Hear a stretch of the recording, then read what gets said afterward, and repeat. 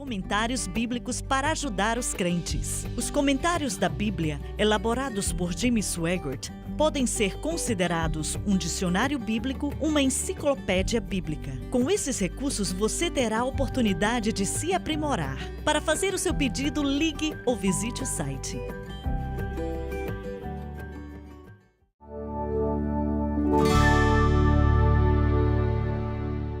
Voltamos. Acho que você queria dizer algo sobre o tempo aqui. Sim, mencionamos sobre o relacionamento do povo judeu com o mundo gentio, e eu quis dizer que a ira e o ódio deles tinha que ser muito grande. E mencionamos que quando o grande general Tito veio e destruiu Jerusalém, foi no ano 70 depois de Cristo. Então, aqui em Atos 10, imaginamos que foi uns 30 anos, foi antes da queda de Jerusalém, provavelmente 10 anos depois da crucificação.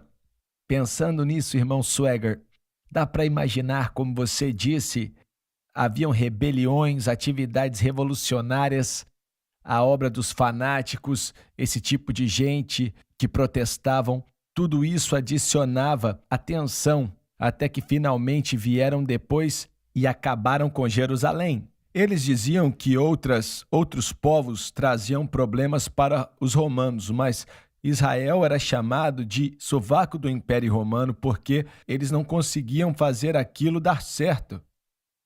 E, pensando nisso, o cristão cheio do Espírito Santo em média tinha que passar por aquilo em termos de ser motivado a evangelizar os gentios. Acho que esse foi seu ponto principal, não é?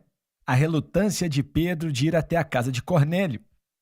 Quando Paulo estava preso em Roma, toda evidência existe que ele testemunhou para bastante romanos. Dia e noite tinha até um soldado romano acorrentado a ele. Não só isso, mas parecia que na casa de César alguns aceitaram a Cristo. Quantos não sei, mas vários aceitaram a Jesus e parecia que até passaram a viver para Deus mesmo. Então essa atitude não era uma que Paulo carregava, mas em Israel eles imaginavam que eram superiores a qualquer um do mundo, e essa atitude em si traz grandes problemas.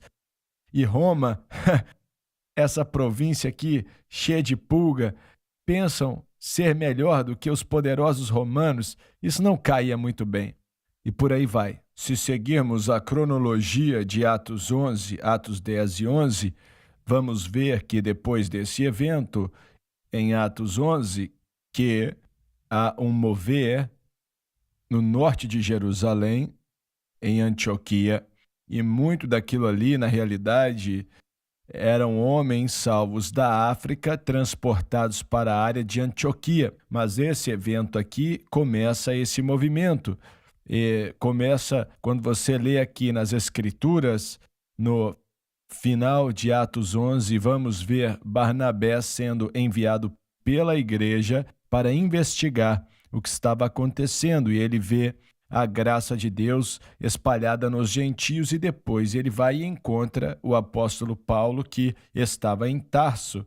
A maioria dessas pessoas eram gentios que aceitaram Jesus em Antioquia. Não eram só judeus helenistas, eram gentios. E o Dave Smith disse algo na primeira parte do programa e comecei a raciocinar algo que nunca tinha pensado.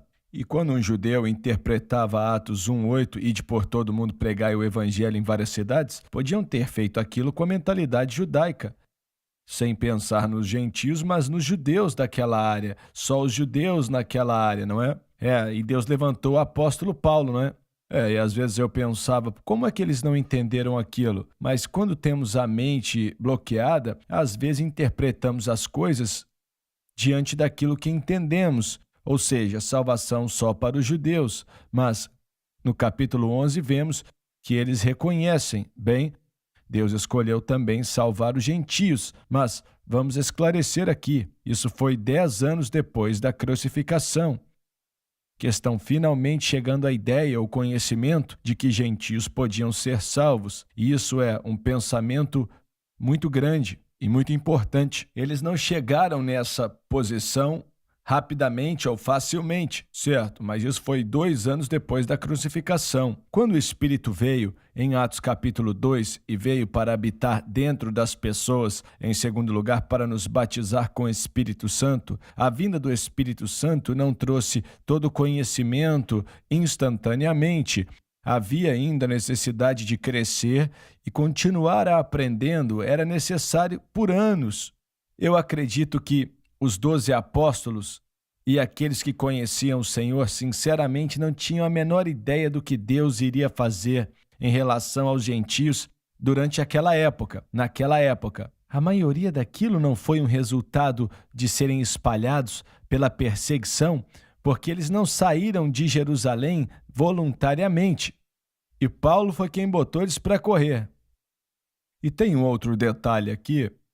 Jesus mesmo fez os discípulos focarem na nação de Israel. Inclusive, no tempo depois de sua morte, ele focou naquilo, porque ele estava para subir e seus pensamentos ainda estavam em Israel. Ele estava enviando eles para Israel. Era a missão inicial deles, tocar Israel com a noção que Jesus era o Messias. Judéia e Samaria também, certo?